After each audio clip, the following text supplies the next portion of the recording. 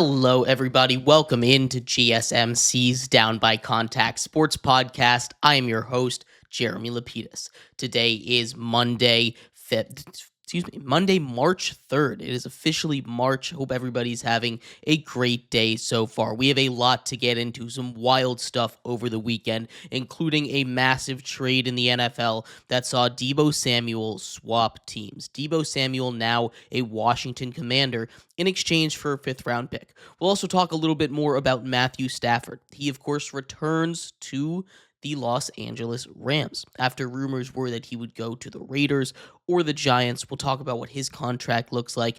Then we're going to get into a little bit about what Rick Pitino said, head coach of St. John's, a legendary head coach, a legendary figure in college basketball. As it is March, we got to lock in a little bit for March Madness before continuing our series, getting into some off-season preview for the Chicago Bears, a crucial offseason for them, and what a big offseason means for the Chicago Cubs. But before we do that, remember, if you would like to be an even bigger part of the show than you already are, all you need to do is go to gsmcpodcast.net.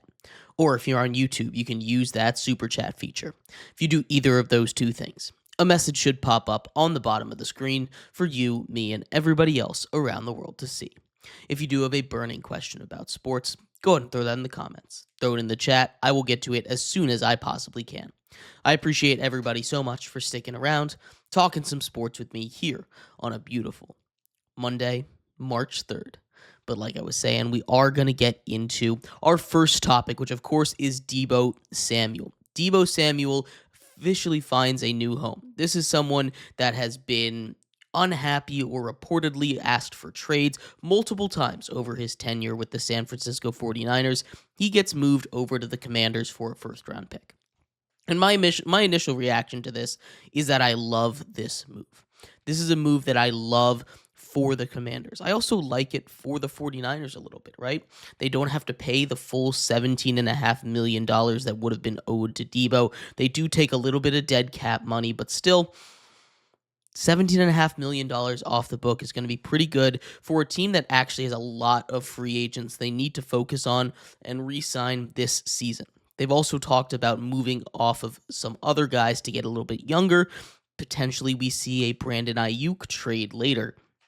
But getting to the Commanders side of things, I love this move for the Commanders. This is a move that I think this is a team and a system I think Deebo was built for.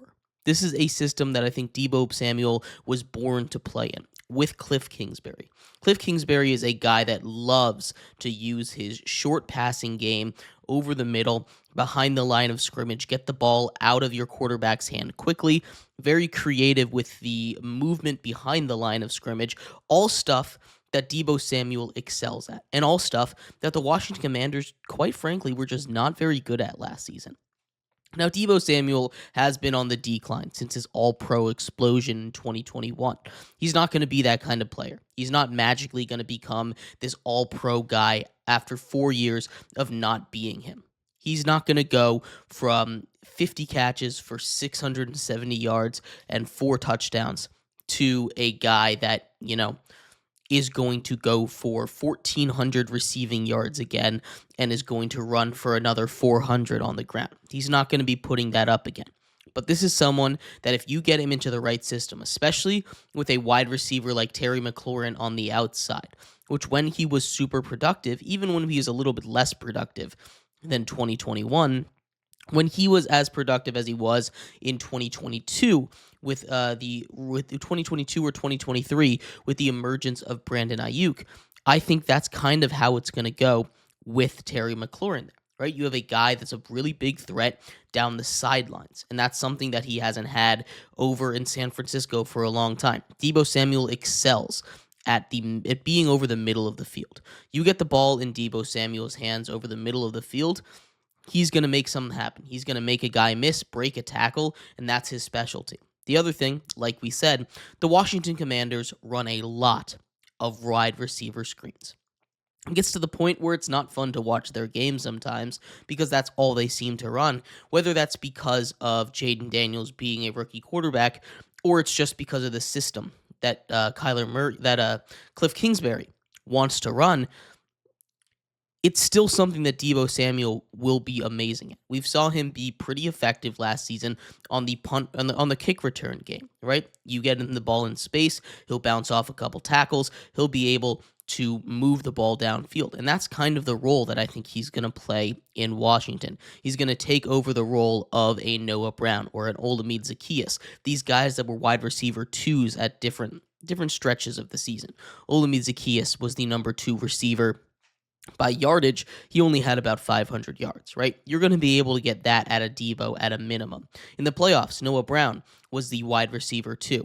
He was a guy that really stepped up against the Lions, a guy that had huge games, huge performances, especially down the stretch of the season. This is someone, if you're able to get Deebo Samuel into that kind of role, a guy that will open up the middle of the field, something that they just had Zach Ertz doing. And Zach Ertz, as good as he is, Zach Ertz isn't someone you want to be your primary middle of the field target. You get 56 screens a year to Deebo Samuel. Obviously, they're not going to all go to Deebo Samuel, but they ran the 3rd most wide receiver screens in the NFL. The Washington Commanders did last year. You get Deebo Samuel the ball in space and you just let something happen with him. This is going to be an offense that's going to go. How good does this make the Commanders, though, is the real question. This is a Commanders team that made it to the NFC Championship game last year.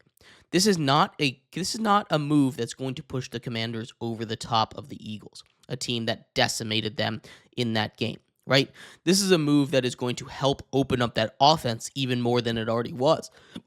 But the biggest problem for the Washington Commanders was not on the offensive end. The biggest problem for the Commanders was on the defensive end. The good news is the Washington Commanders still have over $70 million in cap space to go out and make something happen. They only gave up a 5th-round pick that they were able to use when they got rid of when they got rid of other receivers earlier on in the season. Right, this has been a masterclass by Adam Peters. Adam Peters, the former 49ers assistant GM. He spent a lot of time over there. He helped draft Deebo Samuel. This is a guy that has relationships over there. And Deebo Samuel comfortable with Adam Peters. I think this is a really good move. There's obviously a risk in this. Deebo Samuel has been on the decline every single year since 2021, whether that be because of injuries or the offense changing as we get more and more of Brock Purdy. That's up for interpretation. But I think this is a great move, great change of scenery move for Deebo Samuel, for the Washington Commanders, and I really don't see a way that this doesn't improve their team pretty drastically.